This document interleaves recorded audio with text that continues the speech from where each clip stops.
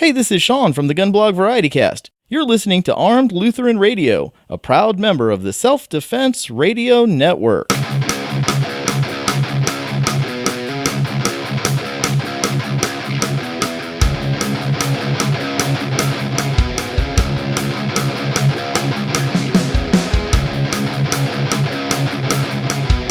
Bringing you law, gospel, and guns. Welcome to Armed Lutheran Radio.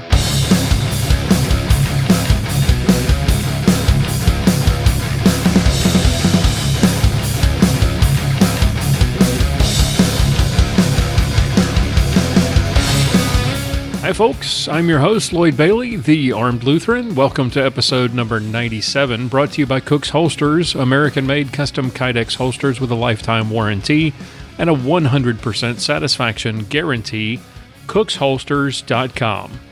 Welcome to Armed Lutheran Radio. We're a podcast about guns, hunting, competition, and the natural right of self-defense, and what God's Word says about the issues surrounding gun rights and gun ownership. Thank you for making Armed Lutheran Radio a part of your day. I hope you had a great week and a blessed Thanksgiving. We did the usual thing here at the Armed Lutheran compound in North Texas. Hours of preparation, cooking, and cleaning, followed by 15 minutes of eating, and then tryptophan-induced naps. It was nice to spend time with the family and enjoy some much-needed relaxation. Had a busy week, and got some exciting things coming up in the coming days for you to look out for. Wanted to let you know about. I was honored Wednesday before Thanksgiving to be interviewed by Pastor Evan Gegline from Faith Lutheran Church in Rogue River, Oregon. Evan's a friend of the show. He's the reason that Armed Lutheran Radio is a regular show on 94.3 The Bridge in Rogue River, Oregon. My interview, I was expecting to just be a brief segment, and it turned out to be an entire hour, and that's going to be aired, I think, on Monday, the 27th, as part of his morning show, Once for All, which airs from 7 to 8 a.m. Pacific time. That interview, I'm told, is going to air tomorrow morning, and then will be available later as a podcast, a downloadable podcast. I'll keep you posted as I know more about that. I'm going to be making a guest appearance live on Eye on the Target Radio with Amanda Suffolkul and her brother Rob. That'll be Monday night at 8:10 p.m. Eastern Time. Amanda, of course, was a guest here on Armed Lutheran Radio in episode 96, and I'm really looking forward to being on her show. I'm going to be interviewing Charlie Cook from the Riding Shotgun with Charlie YouTube channel this week. You'll be hearing that interview, Lord willing. That will come up on episode 99. And of course, episode 100 is coming just 3 weeks from now. And we're planning a fun roundtable with the cast. Not your usual. I mean, in the past, we've had a specific topic that we talked about, whether it was reactions to a specific event, a tragedy like Orlando, or a response to the election last year. This time, it's just going to be a fun get-together, and might even bring in a few surprise guests.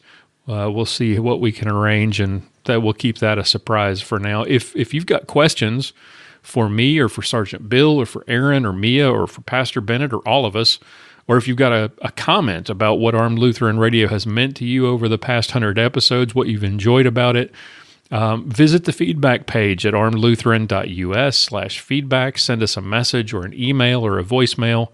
We'd love to hear from you and read or play those comments or questions on the air during that 100th episode. That, again, is coming up in 3 weeks.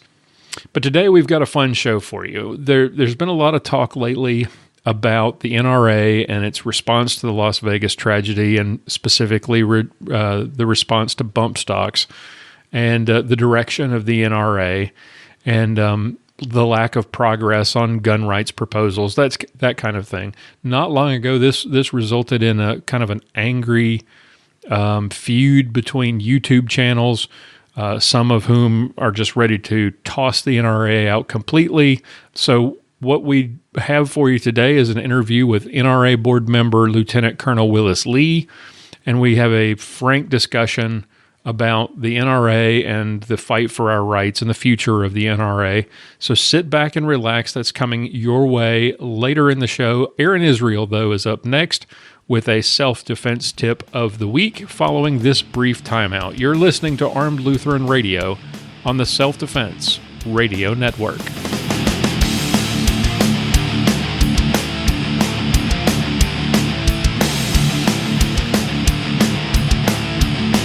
For the reloaders in the audience, have you ever ordered reloading supplies online? Well, if so, who do you call when you need help or if you need something special? Will they give you a price that includes hazmat and shipping? Will they promise to beat their competitors' prices, including shipping? And when you call, do you talk to a customer service rep or can you talk to the owner himself? Well, if you'd prefer a personal touch and great customer service, talk to my friend Jim Swindle at U.S. Reloading Supply. It's a family-owned business that focuses on helping shooters get all the components they need at the very best prices. They carry all the name brands. If you've got a special order or large quantities, ask them for a quote and they will help you find what you need at a great price. Use the promo code Lutheran2017 and save 10% off your order and get free shipping on orders over $50. Check them out online at usreloadingsupply.com or call them today, 941-451-7357. U.S. Reloading Supply. Tell them the Armed Lutheran sent you.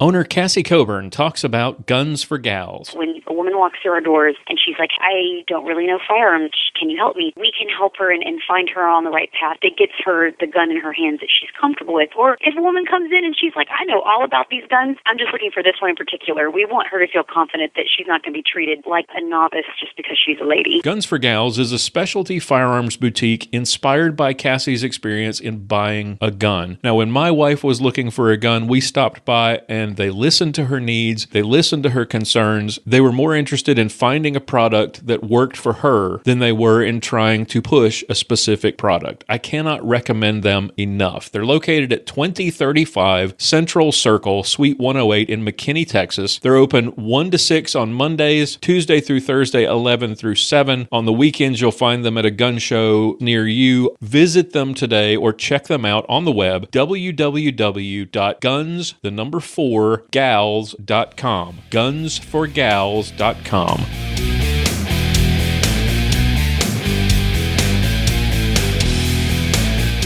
It's time for this week's self-defense tip from Aaron Israel of Fundamental Defense. Hey folks, this is Aaron Israel of Fundamental Defense here with your personal defense tip of the week. This week I was strolling through my Facebook and one of the self-defense instructors that I follow, who I'm friends with on Facebook, a lady by the name of Kelly Mears. She teaches karate out in Ohio and has been involved with the Personal Defense Network and teaches a lot of women's self-defense classes. She was talking on her Facebook status about how it's very important that you teach your daughters how to stand up for themselves in the small moments from a very young age so that they're less likely to have that victim mentality later in life. And I thought it was a very good post, and I'm just going to paraphrase a little bit and try to hit the high points here. But she used an example of if your daughter is having her toy taken away by another kid, especially if it's a little boy, in my opinion, but another kid in general who takes their toy away, a lot of the time we tell them, hey, you ought to share with that kid, let them have their turn, whatever. Well, there's nothing wrong with letting somebody have their turn, but if it's not their turn and they take the toy away, it's okay to tell your daughter to rip that toy right back out of their hand and take it back because it's their turn right now. You're teaching them right there that they have rights, that they have a right to that toy, that it's their turn right now, and that the other kid doesn't have the right to take that toy away. And teaching them to stick up for their rights when they have a right to it is how you start to instill that I don't have to put up with it mentality, right? If you don't teach them to stand up for their rights and you tell them to be nice or just share, then that creates that passive victimhood type of mentality at a very young age. So I think it's very important if you have little girls or little boys even, to teach them how to stand up for their rights at these young ages in these teachable moments, right? She goes on further to say that, hey, Teach your little girls to fight for themselves. Teach them to fight and really fight. She puts to kick, punch, bite, and scream. Let them know that causing damage to another human being who's attempting to hurt them is acceptable. I've taught my daughter from a very young age, especially if it's a little boy. Now, with other little girls, you don't want them necessarily going too overboard, but with other little boys especially, if a little boy pushes you down, you punch him in the nose. If a little boy pushes you, you push him back. If a little boy grabs you, you punch him in the nose. Now, is that probably going to get her in trouble at school someday? Yeah, I'd be surprised if it didn't. I really would. But you know what? I'll pick her up and we'll go have an ice cream and we'll talk about how I'm proud of her that she stood up for herself if she was in the right. Now, you don't want your kids being little bullies, right? But this is in response to bullying, right? If you have your kids basically just telling them, hey, tell the teacher, well, the teacher may not be there when something bad really happens, right? When they get alone in a bad situation and they don't know to stick up for themselves. You have to use these small moments to teach them that they have rights and it's okay for them to stand up for those rights and it's okay for them to use physical force in the right context if bad things are happening.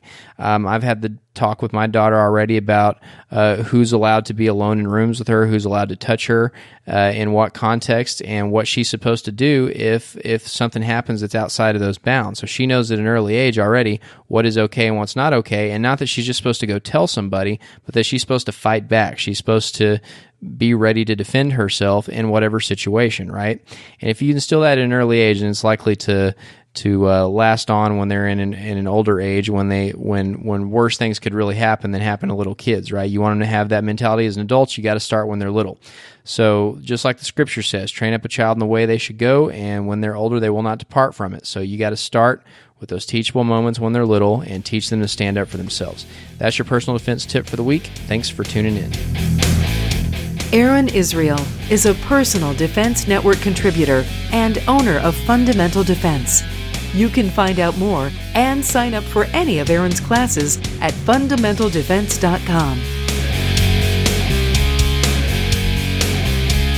As many of you know, you'll likely have to win 2 fights if you have to use your gun in self-defense. The first fight is the gunfight itself. The second is the fight to clear your good name through the legal system. Even if you do everything right, you can still be prosecuted, which can cost you tens of thousands of dollars. Armed Lutheran Radio is proud to partner with the Armed Citizens Legal Defense Network. And while they can't completely take away that worry, they can give you the peace of mind knowing that you've got the financial and legal assistance you need to win this new fight. Armed Citizens Legal Defense Network can help. Go to my website, armedlutheranradio.us, look for the coupon code on the right-hand side in the sidebar, and sign up for Armed Citizens Legal Defense Network protection and save $25 off your first year of membership at armedcitizensnetwork.org. Join me, Pastor Bennett, Paul Lathrop, and thousands of American gun owners who trust Armed Citizens Legal Defense Network. armedcitizensnetwork.org. Having a good holster is absolutely critical if you're going to carry a firearm for self-defense. If you need a quality holster, let me recommend Cook's Holsters. I've found Cook's Holsters when I bought an IWB holster to write a review. I liked that holster from Cook's Holsters so much that I applied to become an official Cook's Holsters dealer. Cook's Holsters are American-made, custom-molded to fit your firearm. The advantage of Kydex is that it holds its shape. It doesn't lose retention. It won't wear on the finish of your firearm the way leather will. They're available for hundreds of gun models, dozens of color combinations and different printed patterns. They're great for concealed carry, for range work. They come with a lifetime warranty against defects and a 100% satisfaction guarantee. Check them out today, www.cooksholsters.com. Use the promo code ARMEDPODCAST to save 10% off of your order, and make sure you've got a quality holster. Go to cooksholsters.com today.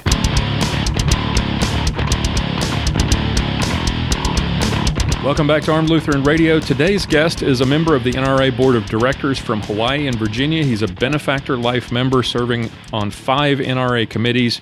He's a West Point graduate, a U.S. Army combat veteran, served 26 years in the U.S. Army. He's the president of the National Federation of Republican Assemblies, and he happens to also be an LCMS Lutheran. Lieutenant Colonel Willis Lee joins us. Colonel, welcome to Armed Lutheran Radio. Thanks for having me on, Lloyd. I've been anxious to get on with you and be able to share what's happening in the 2A world and the direction we're going politically, especially. Well, I'm honored to have you here. It was great to meet you face to face at the Gun Rights Policy Conference, and I've wanted to have you on the show because you have, I think, a very unique perspective as a Lutheran, as an NRA board member, as someone who's active in politics, in Republican politics. I think that gives you a unique perspective that sort of the average Joe doesn't give us. So you served as a member of the Trump-Pence Second Amendment Coalition. What exactly was that, or is that, and what does it do? The Trump-Pence Second Amendment Coalition initiated during the campaign, and the emphasis was to show the president's candidate Trump at that time strong support for the Second Amendment. And without a doubt, of all the presidents that you or I can list in our lifetime, he's provided exceptional support and shows the direction that we want to go with the Second Amendment. You're a member of the board of directors, but you're not speaking on behalf of the NRA, so we want to make that absolutely clear. How long have you been? You're a life benefactor or benefactor life member. How long have you been involved with the NRA? I've been a member of the NRA, let me stipulate, felt like a member of the NRA since I was a child. I went hunting with my father, did a lot of shooting, grew up in that environment, being an Army brat. Right. Joined the NRA right out of college. And this is just an interesting little anecdote I share. I joined for 1 year, thinking that when I looked at the issue and Second Amendment rights, I thought this was a no-brainer. How could this even be an issue? It'll be done in a year. That led to a 5-year membership, and then another 5, and then eventually life membership, and now benefactor. So in that sense, all my life, certainly all my adult life. About 5 years ago, I was approached by a couple members of the NRA, and this was through a connection, I can tie this later, at the RNC, but I was approached about becoming a member of a couple committees at the NRA, the Military and Veterans Affairs Committee and what we called the Urban Outreach Committee at that time. And so about 5 years ago, I became a committee member, non-board committee member is what we're called. And that started my formal relationship. 2 years ago, I ran for the board. I lost. I say I mostly lost because by last January, I moved up onto the board due to a death on the board. In April, was elected and now serving a 2-year term. Is the entire board up for election every 2 years, or is it like Congress where where it's staggered? Well, I'll give a brief overview. In fact, I'm about to, literally today, I submitted an article to MLN.com to explain some of the process. There's 75 board members across the board, 25 of who are elected for 3-year terms. So each year there'll be 25 up for election. There are some exceptions if there's a death or a resignation. And then there's a number 76. So 75 board members serving staggered 3-year terms. And then the number 76 is a board member elected by the membership at the NRA annual meeting each year for a 1-year term. So this coming year, there'll be 25 board seats up for election. There's 36 folks running for election, and we'll have that election. And then the year after, another 25 seats up. Can you give us an overview of the sort of the organizational structure of the NRA as a whole, and where does the board fit into that structure? Yeah, the NRA across the board organized mostly out of their headquarters in Fairfax with a paid staff, with a board of directors who are elected by membership. The board gives general direction and sets the bylaws of operation for the NRA, and the staff executes that. And so the staff is people like Wayne LaPierre. Wayne LaPierre being the senior member, and then there's two large divisions, General Operations and ILA. Which is the Institute for Legislative Action, for those who are unaware. And for most of us, and I'll tell you, because I'm on the political side, and a lot of the folks I work with are on the political side, that's what we think of the NRA. But that didn't come around until the 70s. For 140 years, the NRA has been the gold standard in training and competition and gun safety, promoting, hunting. So there's so much more that the NRA does besides the ILA side. But especially with the fights that we have in Congress and in our states. A lot of us think of the NRA as simply legislative action. I wanted you to address some concerns that I have and that I'm hearing regarding the NRA in the gun rights community, because I think we need to get unified. We need to stay unified because we got a lot of fights ahead of us. So let's start with some history. The NRA, prior to the 70s, was not exactly the defender of the Second Amendment that they are now. After all, they did help craft the National Firearms Act, the Gun Control Act in 1968. It wasn't until there was some sort of a revolt at the convention sometime in the 70s, and I'm guessing that's when the political side started, or after that, the political side started to get ramped up to fight for the Second Amendment. A lot of people don't realize that change. How did that come about? Do you have any information about how that came about and that change? And was that change a result of some of the compromises that the NRA made in 1968? Well, the change came about because of what seemed at that time to be extremely oppressive gun control measures coming through Congress in 68. That drove a lot of the NRA to realize that if we were going to do all the things we wanted to do, have guns, own guns, collect guns, go hunting, go plinking, that we needed a way to protect them. And hence ILA was developed to be able to do that. Now, I've got and I'll push back on a little of what I hear out there. And it was a cute little anecdote when somebody wrote me and said essentially what you were saying, that I've gone soft on the NRA. I don't want to play anymore. They don't support what I do. And what I wrote back was, you're probably sitting at your computer typing to me, and you're strapped. I am. And you've got 3 ARs in your back seat and a box full of 30-round magazines. And you're going to drive across state lines to go shoot in another state because you have a concealed carry permit for your weapon. And now you're carrying rifles. And then you're going to get on an airplane and you're going to transport those weapons, those firearms across state lines and go shoot in another state with a free gun. Then what I'm going to do is go to an elementary school and teach an Eddie Eagle session. All of that's because of the NRA. Obviously, there's a team out there, and we built a team, and we enjoy being able to work well with, and I'm a member of Gun Owners of America and the Second Amendment Foundation, but the NRA is the big dog. And if not for them doing what they do and the pressure that they're under while they do that, we wouldn't be where we are today. So I get it when people get upset, and otherwise, I get upset sometimes with my brothers. I don't leave my brother. Right. As disappointed as I've been, I'm not about to give up on the NRA, and I think the people who are out there, screaming that we need to dump the NRA and we should give up on them, I think is wrong. I think we need some way to stay unified, and if there are problems, like you said, when you have a problem with your brother, you go to them and you try to fix things. So the question is, how do we fix things, and how do we come back together and stay strong in this fight? Pete Brownell was elected president, right? A lot of people were excited by that. Some people that I know went out and became members for the first time when Pete Brownell was elected. Some of them became life members as a result of that. But my understanding is that Mr. Brownell doesn't have a whole lot of power to change things. I don't know, what kind of power does the president and the board have when it comes to policy with the NRA? Well, the board sets the direction of the NRA and determines the bylaws of the NRA. So I've got to push back on that. Pete's done a tremendous job. We just met at NRA headquarters 2 weeks ago for 2.5 complete days of all the shooting committees. And there's just an example of what Pete's doing.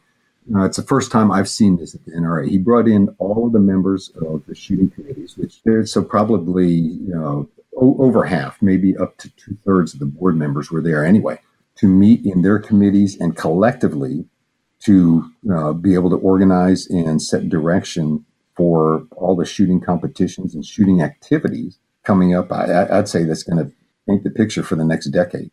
So all of that's happening. But I'll tell you, in the basic issue, as you paint it, when you hear that people are ready to leave the NRA, I think the question I have for them is, where are you going to go? Who are you calling? Who next month is going to run, or last month, run the world championships? Who's going to run the precision rifle championship. Who's going? But a lot of those people are not. I'm gonna have to counter with one thing though, because what they don't care about the competitions as much as the political side of it, and they're concerned about the fight. And the perfect example is the way the NRA kind of stepped all over itself with the response to bump fire stocks. So so here's my question: if people like Chris Cox or Wayne LaPierre want one thing and the board recommends another, which direction does the NRA go? It'll end up in the middle somewhere. Okay. So I guess here's the catch is what's happened on bump stocks. Well, immediately the NRA came out and suggested that they were open to the idea of them being what's happened on bump stocks? No, I understand. But what they did by suggesting that we should allow the ATF to look at the regulations again, immediately the media jumped on that and said, see, even the NRA agrees we should do something about this. Now that's a mischaracterization, but it's something we always have to deal with the media. So I thought that was kind of I kind of understood what the NRA was trying to do there, to put the ball back in the ATF's lap and say, hey, look, the ATF approved this. We want to stay within the law. Well, immediately the media jumped on that and said, hey, they're caving on this. What that sends is a message to people like our Republican turncoats who want to pass anti-gun bills that say, the NRA's kind of backing down on these things, even though we weren't, right? We're kind of giving people the impression that we agree that some additional regulation is a good idea. And then they mischaracterized it as the NRA's in favor of banning, blah, blah, blah, which they weren't. But we all knew that as soon as bans were proposed, some of those bans by Republicans, the NRA would turn around and say, no, we're not in favor of that. So it looked like a shell game. So there was no way to win for the NRA to come out with that statement. Was that statement crafted by the leadership, or was it crafted by the board, or was it a combination effort? It was a combination effort. It initiated in ILA, which is what we count on our staff to do. And that was immediate response. And you'll note that we waited several days. Right. So this wasn't a knee-jerk reaction.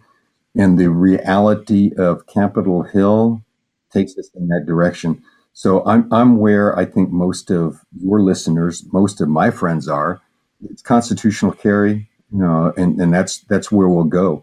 Realistic. Oh, your lips to God's ears. Realistically, 60 votes for constitutional carry. Yeah, exactly. They're not there. So we can moan about this, and as you characterize this is throwing it toward ATF. Yeah, that was part of it. More of it was the message to Congress that it wasn't their jurisdiction. We didn't want Congress involved. Well, as usual, they didn't get the message. Now, yeah, but like I'm saying, where is it?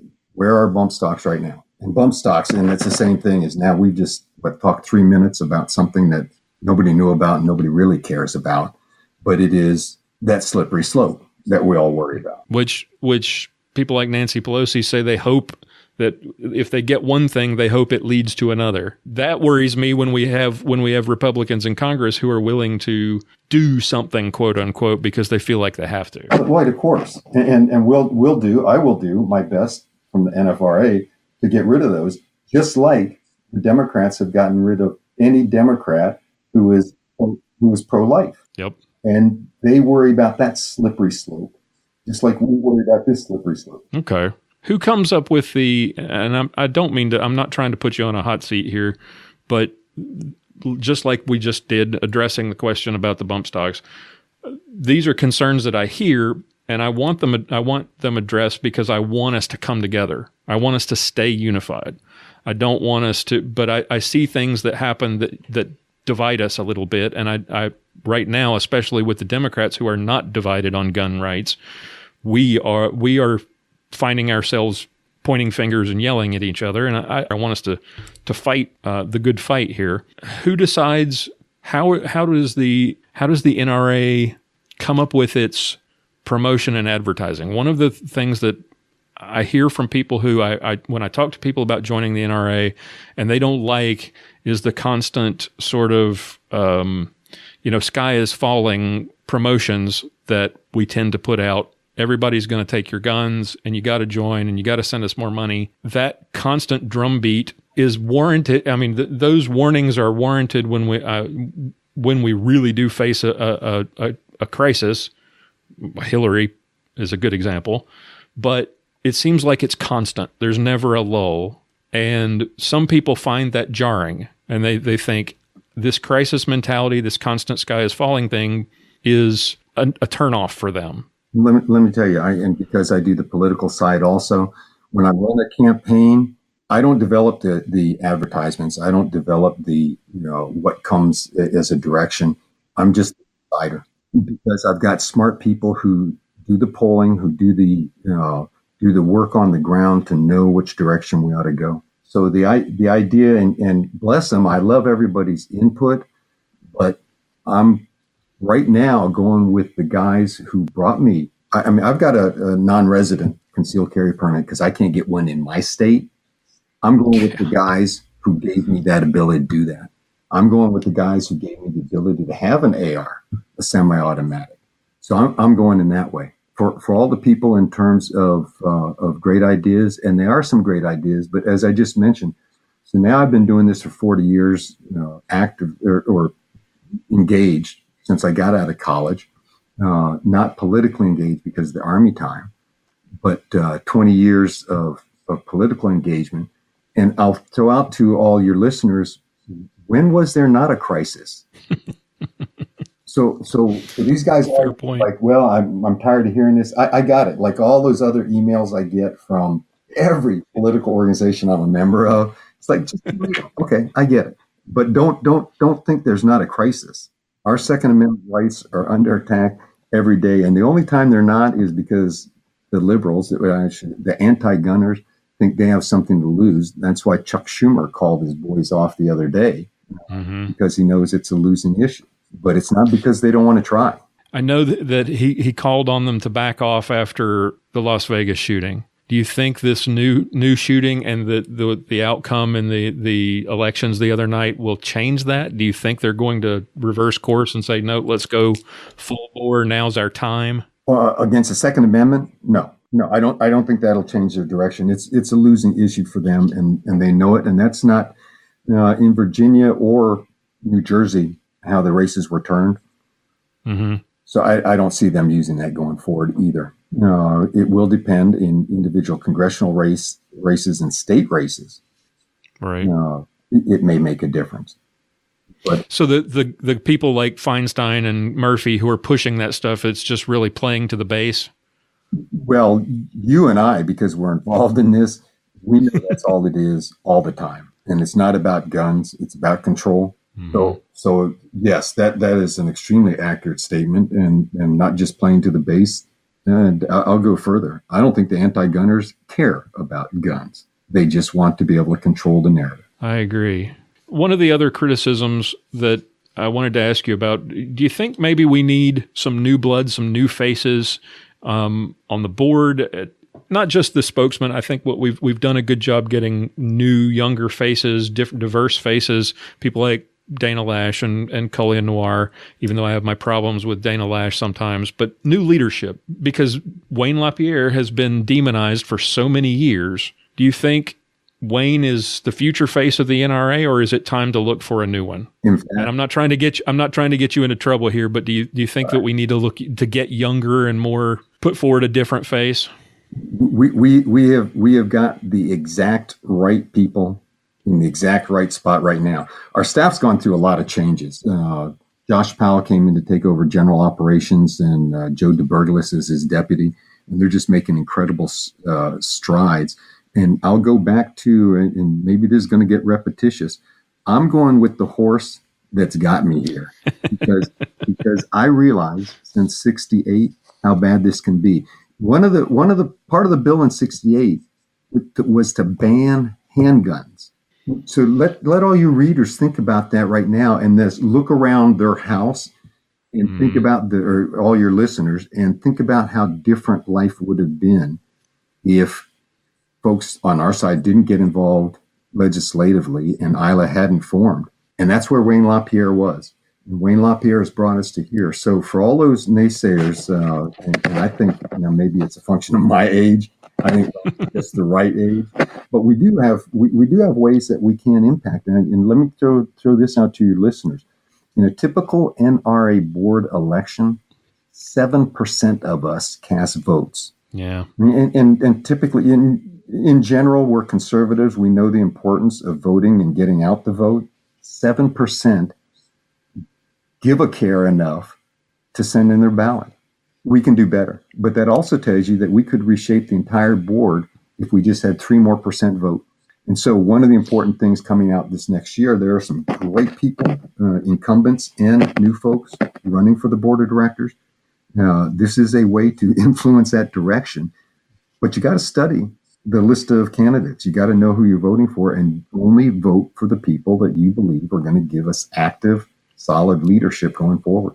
And that's a great point, because I've heard in all of these sort of back and forth debates about the future of the NRA, I keep hearing what you just said, basically, which is if you want to change things, we've got to elect the right people to the board. Is the board capable of changing directions, or do they have enough power to make some changes at the NRA if they feel it necessary, or is the board, like you said, just basically, if we get enough people, if we get the right people, if we keep people like you and we get some younger, newer faces who aren't the FUDs who think that you can't hunt with an AR-15 or that you don't need a gun that holds more than 5 rounds. If we get those people in those positions, does the board have the power to really drive the narrative forward and or are we still going to be doing the same thing 2 years from now when something else happens? The board absolutely does. But I'll tell you, in your description of the folks that are coming on, and I'd be careful on this. This is for all our organizations as we look at diversity and women and men and young and old. We want the best people on there. They may not be whatever you and I would describe as young. They may not be old. They may not be white, black, whatever. So as you describe the type of person you'd like to have on there, I'd like to add on, I'd like that person to have some experience walking the halls of Congress. I'd like that person to have some experience perhaps in competing in 3-gun. I'd like that person to have to be a hunter. So across the board, simply being youth and being a Second Amendment advocate, there's so much more I'd like to see in our board members. And we have that now. We can always improve, and we will improve. But it won't just be a matter of necessarily changing to youth. I happen to feel that way, but as I just said, but they got to be the right people. You mentioned earlier some of the well, you just mentioned diversity, and you talked about the NRA's has a committee on diversity. Is that correct? Well, it's not on diversity, but and this is exciting. We've got 36, maybe 38 different committees, and so I'm privileged to be on 5 of those. One of them is our outreach committee. Typically, that's looking toward bringing into the NRA or into the shooting world folks who wouldn't normally be associated with us for one reason or another. And in some cases, that's working in urban areas where youth and adults don't get an opportunity to be around firearms or go to shoot, or into other types of communities and activities. So we are working at that. We had a great opportunity in Atlanta at the annual meeting, and we're continuing to work on that. I'll throw this in, Lloyd. Here's one of the exciting things for me. When I sit in the committee meeting on the outreach committee, on my right is Lieutenant Colonel Alan West. On my left is Sheriff David Clark. And I sit between them and I look around and I go, how much better could it be than this? And that's just 3 members of the committee. The committee's stacked like that. I mean, it's a great committee. I interviewed Rick Ector a few weeks back, and he was talking. And one of the things that he was talking about is the effort that we in the Second Amendment community are making in the minority community, and he characterized it as being not quite enough. We have our conventions, whether it be GRPC or whether it be the NRA, annual meetings. We have them in these big urban centers, but then beyond the walls of those those conventions, we're not making enough inroads, or we're not. He would like us to see us do more. What kind of ideas do we have to grow the community beyond the stereotypical old white guy? Well, across the board, we need to, and I find this in the conservative world, in general, we need to be able to message better. So many folks share our values. Part of the way, and I'll give you an example, I'm having a great time getting to know and hopefully work closer with Mash Torrey. There's Rick's another one. And these are folks who can reach places that, for instance, I can't go. So, all of those type of partnerships will work. And to Rick's comment, yeah, it's not yet enough. I don't know if there ever is an enough, but it's a lot better than it was even 5 years ago. Are we getting behind? Are we supporting, financially the efforts of people like Rick and Maestore? Well, in the sense of actually outright giving them money, I don't know. No, but I don't know. I don't know necessarily that, but helping them promote what they're doing. Well, I guess I'd distinct what you mean by we. You follow me and I follow you, for instance, on Facebook. I put out all of Madge's stuff because I think he's got the right voice and he's right place, right time. Mm-hmm. Kevin Knox is another one down in Atlanta. Rick is another one. So across the board, and I know I'm going to get some criticism for this. I don't want people thinking I'm not just talking African American. We're reaching into the Hispanic community. So, it's across the board. You already know we've made tremendous strides with women and just getting women involved, informed, trained, and active in all of the shooting sports and activity. So it's coming. And to Rick's point, Rick's a big part of the right direction. All right, enough of the tough questions. Time to have a little fun. You're a longtime friend of the show, an LCMS Lutheran. Born Lutheran or converted like me? Interesting. Converted. I'd grown up around the world. My wife is fourth generation Missouri Synod, so that's how I came into it. And now, and here's a little interesting, just an interesting one, because I live both in Honolulu and Northern Virginia. I attend Our Savior Lutheran in both locations. It makes it a little easier just to remember.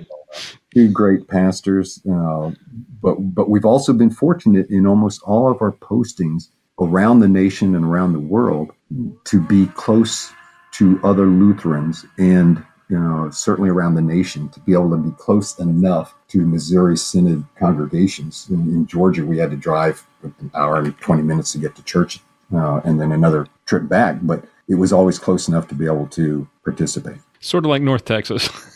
Yeah. So what is it like being a confessional Lutheran and a gun guy in a state like Hawaii? The Hawaii is a challenge anyway because of what I consider their racist views towards gun rights. And I'm not shy about that because it grew out of racist beginnings and it's continued to these days. And it happened during the plantation days when obviously the plantation owners didn't want the Filipinos and the Chinese and all the others working on the plantations to be able to have firearms. And that's continued up to these days as a hard blue state trying to outdo the other anti-gun states. So favorite firearm that you currently own? My favorite, well, this is interesting and throw me into an area that I really enjoy. It's a Savage 99, 253,000 that my father used to hunt. And I am very much into family legacy guns. Not a collector per se, and I'm not well enough versed on that. I love being with Phil and all the guys at the museum, but I'm nowhere near that knowledgeable. What I enjoy, though, is hearing the stories of family legacy guns. I now own the 22 that literally every member of my family learned to shoot. It was just through my father. And so those are the ones that I enjoy the most. I'm with you there.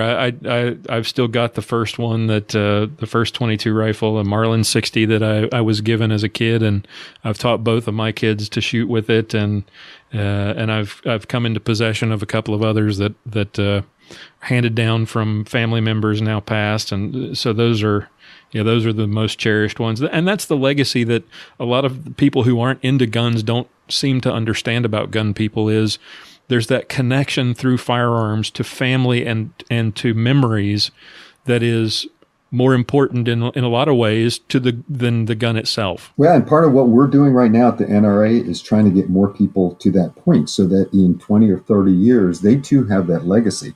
We want more people pulling triggers, and whether you're in a 3-gun competition or you're shooting zombies, I was told the biggest, latest thing is zombie shoots, which I guess just different generation from me. Or whether you're a precision gunner or you just enjoy the challenge of being able to see how many times you can hit the 10 ring on a target at whatever, 15 yards. We want more people pulling triggers. And we think that when they do, one, they're going to be, they're going to feel more confident, but they'll certainly be more trained and more comfortable around firearms. And then perhaps begin legacy of their own or with their own family. And a lot of that, it's amazing how many people that you run across and they're just like, oh, no, I'm not I don't like guns, I'm scared of guns. And you get them at the range and they pull the trigger for the first time and you can see it on their face, the difference when they finally understand how much fun it is and once they start to get more comfortable with it. A lot of the problem that we have in this country, I think, stems from an irrational fear that if more people were exposed to firearms at a young age safely, that we wouldn't have the problems that we have today with people screaming about how terrible guns are. And add on to that my view, and I always try to do this, especially with journalists, if you've never fired a firearm, it's hard to write intelligently about that. And I'm not saying one has to experience everything to be able to write or make comments about it. But I'd say that even if folks are willing to go to a range and do some shooting, and then if they want to be critical, I'm much more comfortable with that than just somebody who has absolutely no knowledge coming out and criticizing something. Or trying to tell us that a chainsaw is a great attachment for an AR-15. I've been laughing about that all day and everything else, and also laughing about all of our friends who now want a chainsaw. Was like a chainsaw ban you're on. But thanks to USA Today, and it just once again shows the credibility of folks who have never been involved, either writing or making comment on this. Well, you've just to kind of tie things back together, one last thing I wanted to ask you about. You've served in the military. You've seen combat. You've been a gun rights advocate for 40 years. You're a confessional Lutheran. As you know, we talk a lot about articles on the show that try to twist scripture to support pacifism or gun control. Can you kind of give us your personal view on this issue? What makes the Orthodox Lutheran view different as you see it from some of these other denominations that try to push a pacifist viewpoint? I believe strongly, I don't think this is my position would necessarily disagree with a pacifist viewpoint. I've never, outside of the military, unholstered my weapon in fear or anger. By that matter, and I'm a soldier, so I am by that matter a pacifist. I don't want to go to war. So for those people who think that the Bible or the teachings would suggest otherwise are incorrect. On the other hand, I do believe, as our founding fathers and our Second Amendment attributes, is this is not a right granted by man. God gives us this right of self-defense, and being able to defend ourselves is not something government can give or take away. So for me, there's no issue between the teachings and my positions on firearms or hunting or self-defense. All right. So if any of our listeners would like to contact you to find out more about you, where can they go? How do they get in touch with you? Well, I'll give, if I can, just real quick, a shout out, because a lot of your listeners and a lot of the people that you and I were with at GRPC last year voted to get me onto the board. And I'll give a shout out. It's a 2-year term for me, not a 3-year. So I'll be up again next year. But I appreciate it. I am right now the only non-nominated person on the board.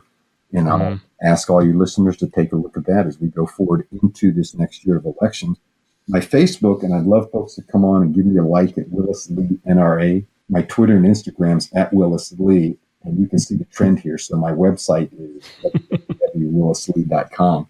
But what I try to do is not only keep folks up to date on what we're doing in the gun world and the NRA, but add some transparency to what the NRA does. And in working together with the Second Amendment Foundation, with Gun Owners of America, and many state organizations of which I get to be a member or hear from, I'll have all the information there. And I will share all of those links in the show notes for today's episode. Lieutenant Colonel Willis Lee is a member of the NRA Board of Directors from Hawaii and Virginia. He's a benefactor life member and president of the National Federation of Republican Assemblies and an LCMS Lutheran. Colonel, thank you for your service. Thank you for your work on behalf of gun owners, and Christ's blessings to you, and thank you for coming on the show today.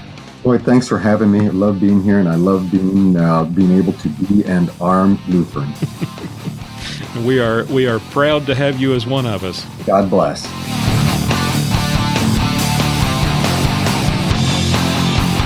And it's going to wrap it up for another episode of Armed Lutheran Radio. Thank you all for listening, downloading, and subscribing.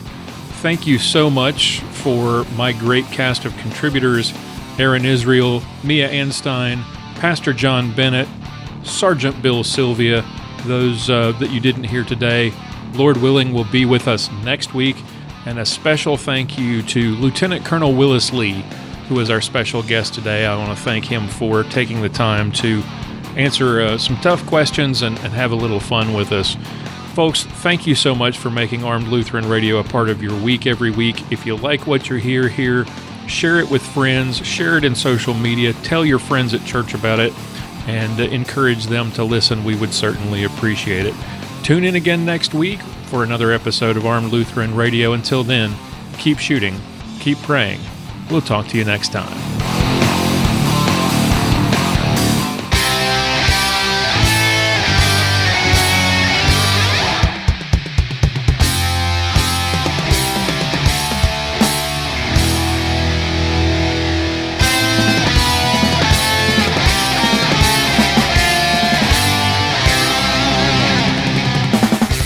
Thank you for listening to this episode of Armed Lutheran Radio. For show notes, be sure to visit our website at www.armedlutheran.us. You can subscribe to this podcast on iTunes, Google Play, Stitcher Radio, and TuneIn. This podcast is made possible by Cook's Holsters and contributions from listeners like you.